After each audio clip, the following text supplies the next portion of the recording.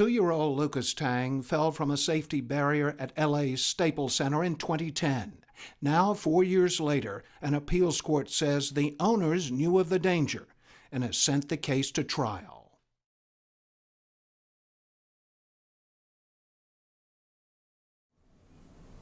Although we don't have Lucas around, he will always be with us within our hearts and cherish the life that we did spend with him. You keep him alive in your heart. Yes. That's what you were saying. What do you tell him? You'd be such a good brother to, your little brothers and sisters, and it's the life that he could have had, I guess, with our family now. And I just show him, sometimes I talk about the appreciation, of what he used to do, his little quirks, when he was with us. So. And he was a Lakers fan. Yeah, Lucas was a Laker fan. He had a little koozie that he puts over his bottle when he used to drink his milk. He's always wearing his Laker jersey, and he always associates wearing the Laker jersey with his birthday, because usually for his birthdays, the whole family would be in Laker gear and things like that. What of his qualities do you carry with you and that you use to comfort yourself? His smile and his laugh and his curiosity. He was 2 years old, so he was pretty carefree. So I always remember that about him. What do you remember most about him?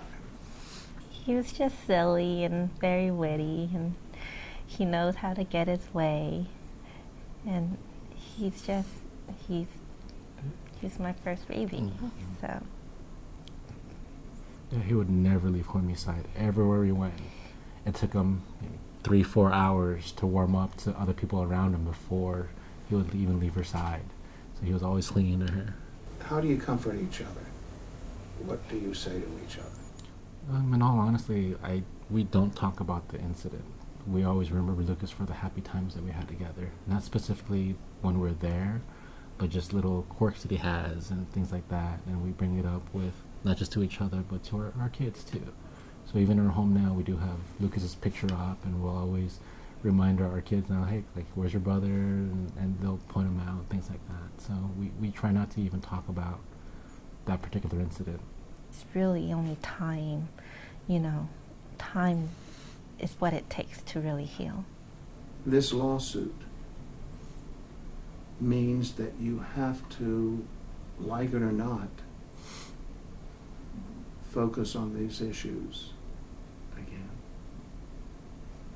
How do you steel yourself to that? Just have to focus.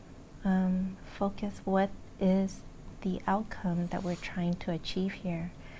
And the past has happened, and there's nothing we can do to bring Lucas back, but there's definitely a step that we can take to prevent it from happening again in the future. And if this case is what it takes to prevent that from happening again, I don't want to, be reminded of what happened, but I also don't want this to happen again in the future to anyone else, or even our family. There could be a point in time where we do want to take our kids to a game, but if there has been no change to prevent an accident of happening again, do we want to take that chance? I'm a strong believer in things happen for a reason. We're still trying to find that reason why this incident happened to us. But we can't take anything back. We can't undo what's happened. We could only look to see what has happened, the situation that we're in, and what we can do to better ourselves and everybody around us so that it doesn't happen to somebody else. I think that's the main thing. It's everything that we're going through now and that we're going to need to go through. It's very difficult. We're scarred for life pretty much. We don't want that to happen again.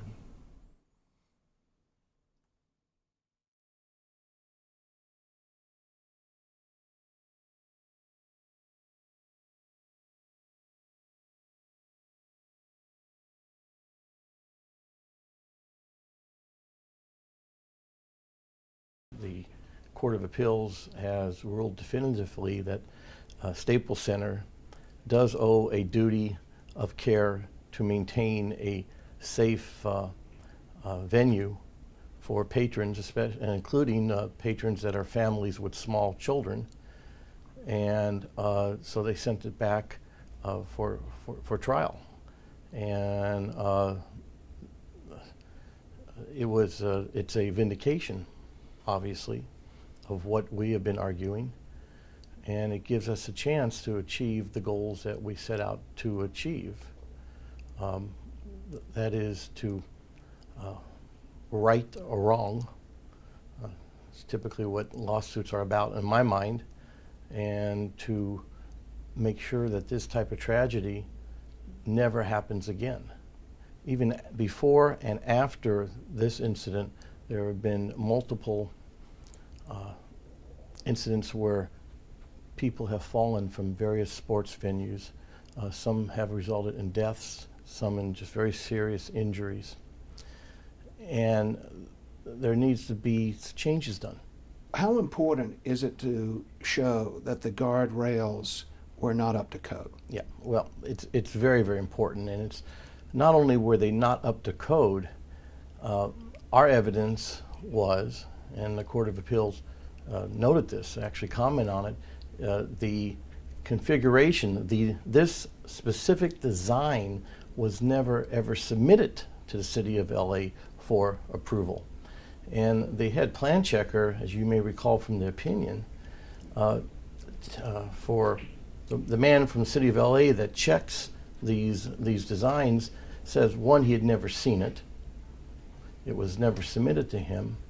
And that if he had, he would not have approved it because it was not in compliance with code, according to him.